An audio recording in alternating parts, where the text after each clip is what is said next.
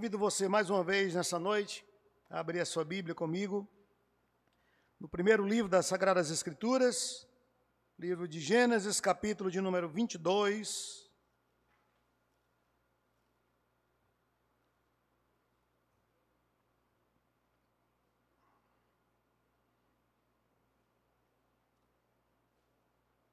Gênesis, capítulo de número 22.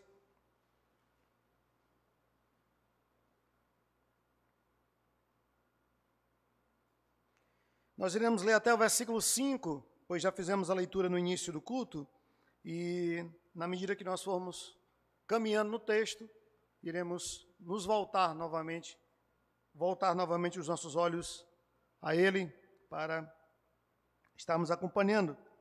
Depois dessas coisas, pôs Deus a Abraão à prova e lhe disse: Abraão, este lhe respondeu: Eis-me aqui. Acrescentou Deus: Toma teu filho, teu único filho, Isaque, a quem amas, e vai-te à terra de Moriá. Oferece-o ali em holocausto sobre um dos montes que te mostrarei.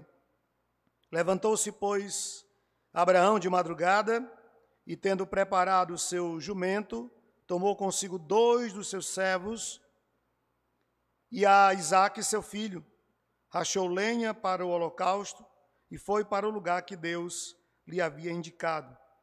Ao terceiro dia, erguendo Abraão os olhos, viu o lugar de longe. Então disse a seus servos: Esperai aqui com o jumento. Eu e o rapaz iremos até lá, e havendo adorado, voltaremos para junto de vós. Vamos orar mais uma vez ao Senhor. Santo Pai, muito obrigado pela oportunidade de, nessa noite, poder te adorar, poder engrandecer e bendizer o teu nome.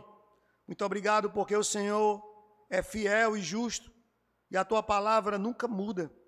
A tua palavra permanece para sempre. Que a tua palavra tenha em nosso coração, nessa noite, lugar e morada, e que possamos ser edificados por meio da tua palavra poderosa e bendita. Oramos assim, agradecidos em nome de Jesus. Um comentarista bíblico, um teólogo chamado Warren Wiersbe, diz que Satanás tenta-nos para expor o pior que há em nós. Mas Deus nos testa para nos ajudar a trazer à tona o melhor que há em nós. E, baseado nessa declaração, nós podemos entender que a tentação é diferente da provação. Que a tentação vem do maligno, pois a Bíblia diz que Deus não tenta a ninguém. E ninguém que é tentado pode dizer que é tentado por Deus. Mas a provação pode sim advir de Deus. A provação pode vir do Senhor. E temos um propósito diferente para cada uma dessas situações. Enquanto que a tentação objetiva destruir, a provação objetiva nos edificar. Deus, através das provas, trabalha em nosso caráter. Deus, através das provas, trabalha em nossa natureza. Eu quero iniciar essa exposição declarando, em primeiro lugar, que as provas fazem parte da vida dos servos de Deus. Eu digo isso porque nós estamos vivendo um tempo onde muitas falsas teologias têm surgido com propostas bem diferentes do Evangelho, e elas prometem uma vida plena, uma vida farta e uma vida, inclusive, isenta de problema, isenta de adversidade. Para muitos, servir a Deus é um sinônimo de um paraíso aqui na terra, de uma vida plena, de uma vida próspera, de uma vida farta, sem dores, sem problemas e sem aflições. Mas o que encontramos nas Escrituras é o oposto desse discurso tão comum em nossos dias. Um discurso conhecido como confissão positiva, ou teologia da prosperidade, ou hoje mais uma teologia coach, ele não tem fundamento na palavra. Digo isso porque a palavra do Senhor largamente nos ensina que Deus prova os seus servos, que as provações devem e são algo normal na vida do cristão e devem ser encaradas como algo que vem de Deus para tratar do nosso caráter, para nos moldar. O salmista, no Salmo 11, verso 5, diz: o Senhor põe à prova ao justo e ao ímpio. Salomão, em Provérbios 17, 3, diz: o crisol prova a prata e o forno o ouro, mas aos corações prova o Senhor. Jeremias, no capítulo 9, verso 7, diz: eis que os acrisolarei e os provarei, porque de outra maneira procederia eu com a filha do meu povo. O apóstolo Pedro, em 1 Pedro 4,12, diz: amados, não estranheis o fogo ardente que surge no meio de vós, destinado a provar-vos, como se alguma coisa extraordinária vos estivesse acontecendo. Então perceba, os irmãos, que a Escritura a todo instante nos alerta sobre a realidade da vida, de que servir a Deus não é um sinônimo de uma vida farta, ausente de problemas e adversidades, que servir a Deus não significa viver numa bolha antidor, de ser um seguro contra problemas. Pelo contrário, a Bíblia nos ensina que Deus prova aqueles que lhe servem. E essa, com certeza, é uma das maiores mentiras e um dos maiores desserviços que a teologia da prosperidade tem empregado no coração dos incautos. Essa falsa realidade de que estar na presença de Deus e servir a Deus vai me tornar imune de problema, vai me tornar imune de aflição e de dor. Eu digo isso porque essa perspectiva equivocada da vida cristã, ela produz muitos males para aquele que se propõe a servir a Deus. Primeiro, ela gera um sentimento de falsa segurança. Alguém que acha que é intocável, invencível, inexpugnável, é alguém que não vigia como deveria vigiar. É alguém que não está atento às realidades da vida como deveria estar. Porque essa pessoa se sente intocável. Nesse período de pandemia, não foi incomum ouvir crentes dizendo que não pegavam o vírus, porque eram ungidos pelo Senhor. E o vírus não podia tocá-los. E alguns desses chegaram a óbito, porque pegaram e morreram. Então essa falsa sensação de segurança, ela é perigosa para o cristão. E ela não corresponde à realidade da vida cristã. Uma outra consequência desse pensamento equivocado acerca da vida cristã é que gera frustração. A pessoa escuta um discurso muito bom de se ouvir, de que eu estou livre de problemas, de que a enfermidade não baterá à minha porta, de que a frustração, a decepção, as perdas não farão parte do meu currículo. E quando ela se depara com isso, essa pessoa vai se frustrar com Deus, porque ela julga que foi Deus que prometeu que ela não passaria por nenhuma aflição. Pois a pessoa que falou isso para ela, usou as Escrituras, diga-se de passagem, de forma equivocada, textos fora de contextos, violando o texto e dizendo que o texto não fala. Mas as pessoas, por não conhecer a palavra, elas acabam absorvendo e tendo isso como a verdade. Porque alguém que falou em nome de Deus e usou a Bíblia para fundamentar aquilo que estava falando.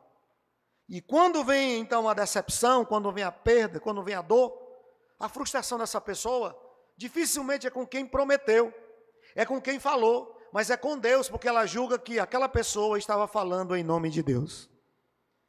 Uma outra consequência é a geração de crentes débeis.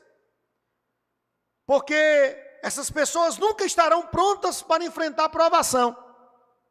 Elas não terão fundamentos sólidos, raízes profundas. Quando vier a tempestade, a sua casa será como a daquele construtor imprudente do capítulo 7 de Mateus. Lembram?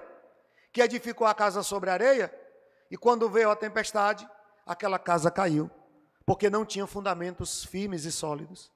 Assim são pessoas que têm vindo para a igreja em busca de uma vida melhor, em busca desse evangelho agridoce, açucarado, que promete uma vida paradisíaca na terra, e quando elas se deparam com uma realidade da vida humana e da vida cristã, elas nunca estarão prontas com fundamentos e bases para enfrentar as provações que a vida nos advém. Por isso, o profeta Isaías, no capítulo 61, diz que quando o Senhor Jesus viesse, Ele nos plantaria como carvalhos de justiça para a sua glória. E o carvalho é uma planta que aprofunda suas raízes. E a cada tempestade que o carvalho enfrenta, ele aprofunda mais as suas raízes. E ele está mais preparado para uma futura tempestade que venha. Não importa o seu grau e o seu nível, porque ele fincou profundamente suas raízes. Devemos ser como o carvalho. Devemos aprofundar nossa relação com Deus, nossa comunhão com Deus, porque de uma coisa precisamos estar certos: as provações fazem parte da nossa vida. Não podemos fugir delas, não podemos viver longe delas plenamente e por todo o tempo da vida. Elas certamente virão em algum momento. Então, a grande questão aqui, meus queridos, não é se somos ou não provados. Isso já ficou mais do que claro pelos textos que eu citei, pelas referências bíblicas, de que somos provados sim, de que Deus prova e que Deus permite a provação. A questão não é se somos ou não provados, mas é como nós nos comportamos diante das provações. Como reagimos às provações. Quando vem a crise, quando vem a luta, quando vem a prova, qual é a sua postura? Como você reage diante dessas realidades da vida?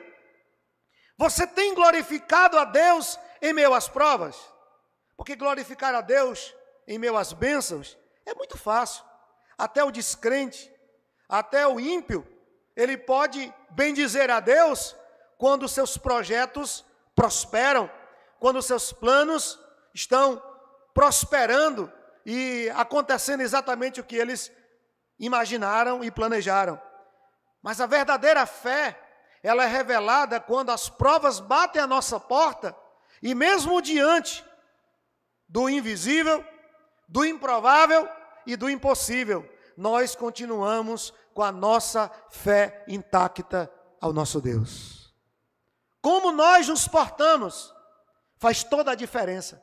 Como nós reagimos faz toda a diferença no final. Então a questão hoje gira no entorno dessa reflexão. Como glorificar a Deus em meio às provações da vida? E eu quero dar 3 dicas. E a primeira delas, todas no texto aqui, é: espere provações. Se você quer glorificar a Deus em meio às provas, espere luta, espere prova. O texto do capítulo 22, verso 1, começa dizendo assim: depois dessas coisas, pôs Deus a Abraão à prova. Que coisas são essas, irmãos? Nós precisamos nos lembrar do capítulo anterior, da semana passada, capítulo 21. Lembra o que aconteceu lá? A realização de um projeto, de um sonho. O filho da promessa nasceu. Isaac veio ao mundo. Sara colocou aquela criança nos braços e riu daquilo como um gesto de adoração e glorificou a Deus por isso. Isso serviu de testemunho para todos ali em volta, porque a própria Sara diz: quem diria que Sara daria um filho a Abraão na sua velhice? Isso foi motivo de festa. Os irmãos devem lembrar que o capítulo 21 registra também uma grande festa. A festa do desmame de Isaac, onde Abraão apresenta o filho com muita com muito orgulho, apresenta o filho para seus familiares naquela festa, muito feliz do que havia acontecido, porque o nascimento de Isaac, a chegada daquela criança, dava sentido a toda a história de vida de Abraão. Mas, terminando esse momento, um momento de euforia, de festa, o que nós temos aqui no capítulo 22 é Deus remetendo a Abraão a uma prova, e digo sem nenhum medo de falar, a maior prova da sua vida. Logo em seguida, um momento tão festivo, Deus põe Abraão à prova. Isso nos remete à verdade de que nós precisamos esperar sim provações. E eu não digo isso para você viver neurótico, achando que ela vai chegar hoje ou amanhã, ou no próximo mês. Não, viva cada dia dependendo de Deus, confiando em Deus, mas não viva a vida achando que nunca mais você será provado, porque ela faz parte da nossa vida e da nossa trajetória. E falando de provação, a vida de Abraão, ela é marcada por provações.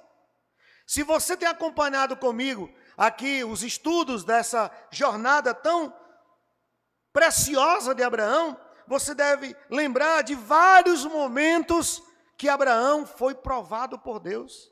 E o escritor aos Hebreus, no capítulo 11, falando da experiência de Abraão, ele cita que Abraão foi testado por Deus em 3 situações. Ele diz que, em primeiro lugar, Deus testou Abraão quando ordenou que ele saísse da sua terra. No versículo 8 do capítulo 11 de Hebreus, o texto diz: pela fé, Abraão, quando chamado, obedeceu, a fim de ir para um lugar que deveria receber por herança, e partiu sem saber para onde ia. Esse foi o primeiro grande teste da fé de Abraão. Essa foi a primeira grande prova. Deus mandou Abraão abrir mão de toda a estabilidade, de toda a estrutura familiar, e se lançar ao desconhecido. E Abraão colocou a sua conta em risco aqui, porque ele creu, ele se lançou em fé. E Deus tira Abraão da sua terra, manda que ele saia daquele lugar e ande errante até chegar à terra da promessa. O segundo teste da vida de Abraão, o autor sagrado aos Hebreus cita no versículo 9 do capítulo 11. Ele diz que pela fé Abraão peregrinou na terra da promessa como em terra alheia, habitando em tendas com Isaque e Jacó, herdeiros com ele da mesma promessa.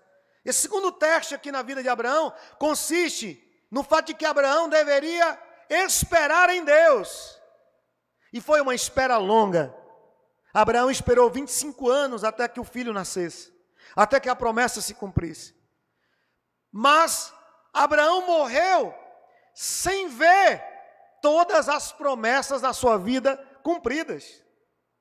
E tem gente cantando aí que não vai morrer enquanto a promessa não se cumprir. Essa pessoa se sente melhor do que Abraão, talvez, né? Porque Abraão morreu sem que todas as promessas se cumprissem na vida dele. Deus, quando prometeu a Abraão muitas bênçãos, que está no capítulo 12, quase todas foram cumpridas em vida. Abraão se tornou um homem próspero, um homem rico, um homem abençoado. As pessoas que perseguiam Abraão, elas não tinham favor de Deus. As que abençoavam Abraão tinham o favor de Deus. O Senhor deu o filho da promessa, que seria pai de nações, mas Abraão morreu sem ser dono de um palmo de terra de Canaã. Ele morreu sem ver aquela terra sendo sua e dos seus herdeiros, como Deus havia prometido. E o escritor aos Hebreus, no capítulo 11, ele cita isso, ele diz que esses homens viveram no mundo e o mundo não era digno deles. Eles viveram aqui almejando a Jerusalém celestial, a herança celestial. Eles não viveram apegados às coisas desse mundo. Eles morreram, diz o escritor aos Hebreus, na esperança de que as promessas de Deus se cumpririam na sua vida. Então, meus queridos irmãos, Deus nos prova através do tempo, porque nem sempre e quase sempre O tempo é o de Deus, nunca é o nosso. E quase sempre nós nos angustiamos porque queremos que as coisas aconteçam do nosso jeito e da nossa maneira, e tudo é no tempo de Deus e do jeito de Deus. Abraão teve que aprender a esperar. Terceira prova, o escritor aos Hebreus, no capítulo 11, verso 17, cita que essa aqui do capítulo 22 de Gênesis. Pela fé, Abraão, quando posto à prova, ofereceu Isaque. Estava mesmo para sacrificar o seu unigênito, aquele que acolheu alegremente as promessas. Nós temos aqui 3 momentos chaves na vida de Abraão, que marcaram a sua trajetória, a sua caminhada, e que representam provas e testes de Deus para Abraão. Muita gente acha que o crente não é provado, então alguém alega que quando alguém está em dificuldade, ou essa pessoa está em pecado, ou então essa pessoa não tem fé. De uma forma ou de outra é pecado. Ou talvez é uma ação maligna. Mas essas pessoas se esqueceram da história de Abraão, de tantos outros personagens bíblicos que foram provados por Deus, que talvez isso não é uma ação do diabo. Isso é o próprio Deus. E você talvez não entende isso. Mas não cabe a nós entender. Cabe a nós descansar na fidelidade de Deus. Deus prova Abraão. As provas na vida do justo não são questões acidentais, mas propositais. Toda provação na vida de um crente tem um propósito.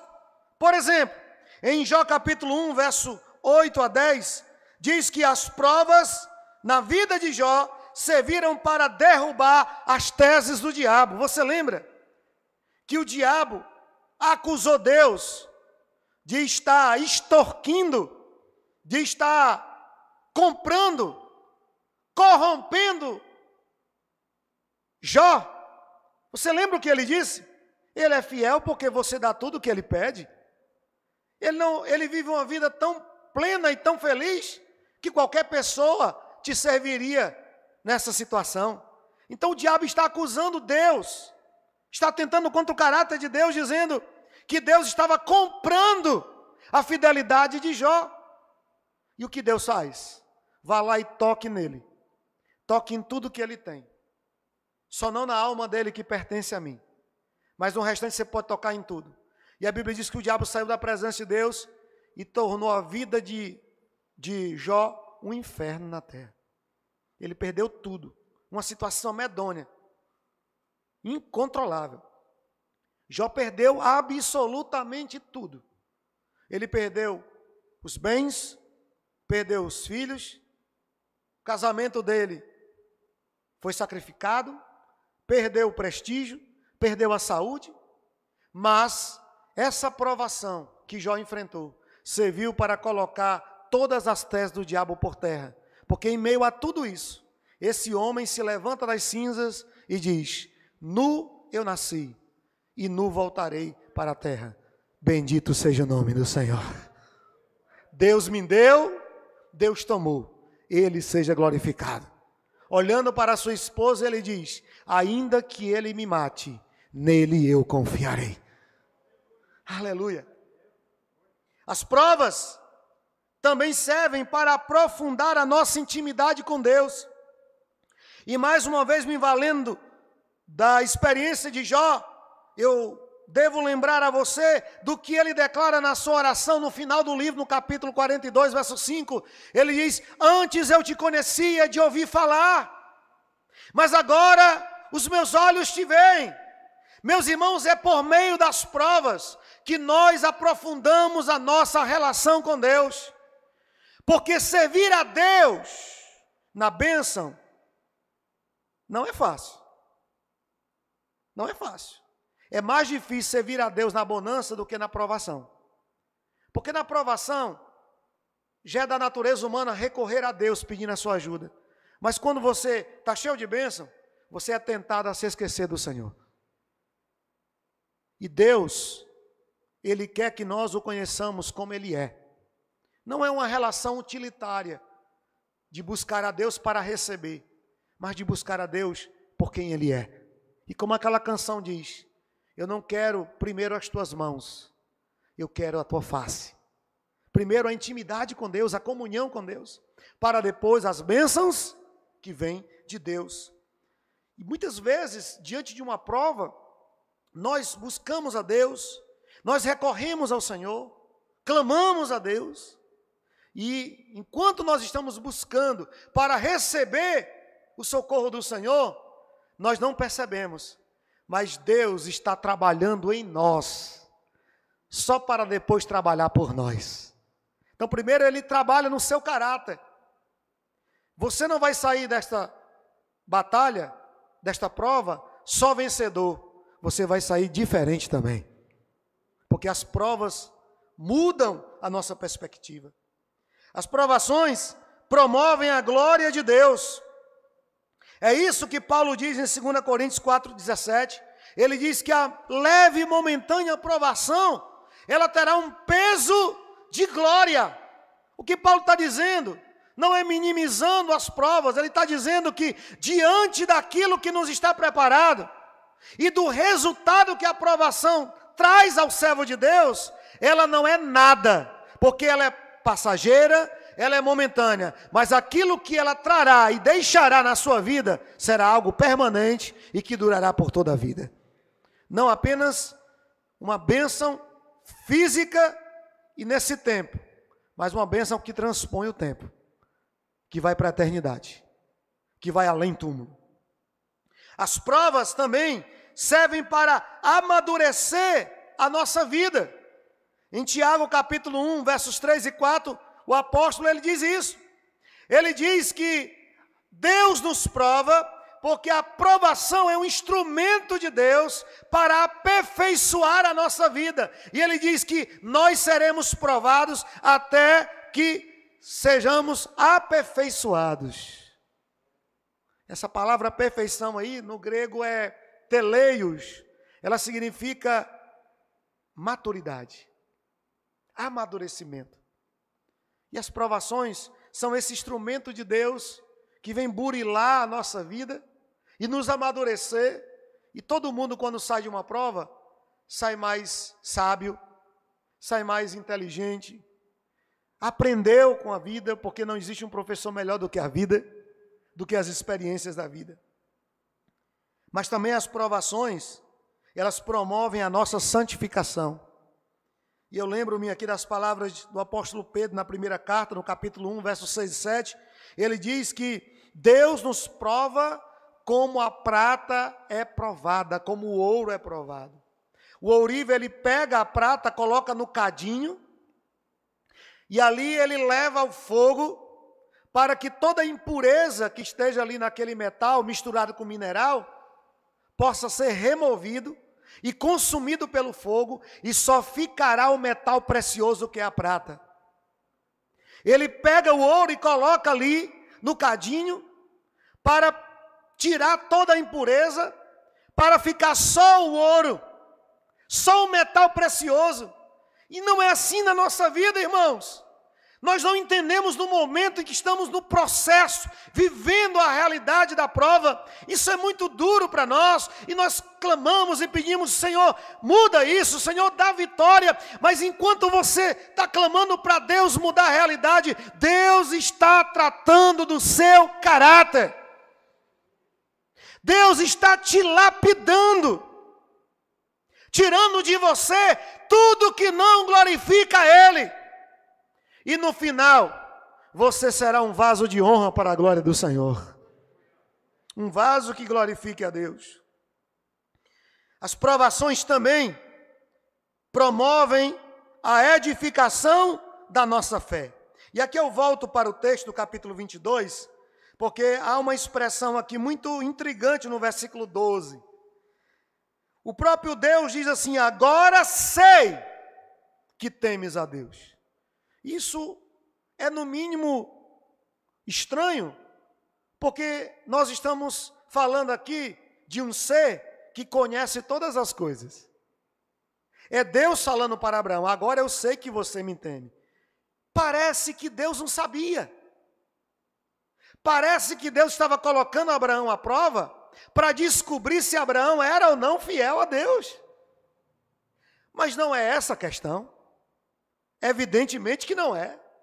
Quem conhece a Deus pelas Escrituras, sabe que esse Deus é Deus, e como Deus, Ele é onisciente, Ele conhece todas as coisas. Para Deus não tem passado, presente ou futuro. Deus já sabia de tudo, e Ele sabe de tudo, antes que aconteça. A sua presciência conhece todas as coisas antes que ocorram. Então Deus já sabia qual seria o resultado final dessa história aqui do capítulo 22. Deus já sabia que Abraão iria até o final, ele iria matar mesmo seu filho. Mas por que Deus então diz para Abraão: agora sei que você me temes? Essa palavra, essa expressão no hebraico, ela é iadat. E essa palavra no hebraico, iadat, ela significa revelar algo para que os outros vejam. Olha que coisa intrigante. O que é que Deus está dizendo aqui para Abraão? Eu permiti isso e eu propus essa prova a você, não era para mim saber se você seria fiel ou não a mim, mas era para ficar registrado, para que todos que saibam dessa história possam glorificar a Deus. Então essa provação servirá de testemunho para a fé das outras pessoas. É uma revelação para que os outros saibam, não para que eu precise saber, porque eu sei de todas as coisas. Isso não é maravilhoso, irmãos? Hoje, mais de 4.000 anos depois, nós estamos aqui no culto, falando dessa experiência de Abraão, e sendo edificados por essa história. Realmente, Deus está sendo glorificado, e nós estamos sendo edificados na nossa fé. Agora sei que temes a Deus. Essa história serviria de testemunho para o povo de Deus. Evidentemente que eu não vou avançar muito, porque o tempo não permite. Eu pretendo pelo menos concluir essa primeira forma de glorificar a Deus em meio às provas. O capítulo 22 é tão rico que não dá para a gente passar por cima, sem considerar algumas verdades. Eu pretendo, na próxima semana, dar continuidade, mas eu queria concluir essa primeira parte, pelo menos, declarando a você algumas verdades sobre as provações. E a primeira delas é que Deus, Ele dá forças aos verdadeiros santos para vencerem as provações da vida. Esse Deus que nos prova, esse Deus que permite a provação, Ele não é um Deus sádico, Ele é um Deus amoroso. Ele é um Deus que está conosco. Poderá ser que Ele não te livre da cova dos leões. Poderá ser que Ele não te poupe da fornalha de fogo. Mas de uma coisa você precisa ter certeza: você não estará sozinho na cova, nem na fornalha, ou em qualquer lugar que seja. Deus estará com você. Sua palavra diz que Ele estará conosco todos os dias até a consumação dos séculos. E às vezes, parece que estamos sozinhos. Nos sentimos assim, olhamos para um lado e para o outro e vemos aquele vazio. Clamamos e parece que Deus virou as costas para nós, porque não conseguimos perceber a sua presença, o seu amor, a sua graça.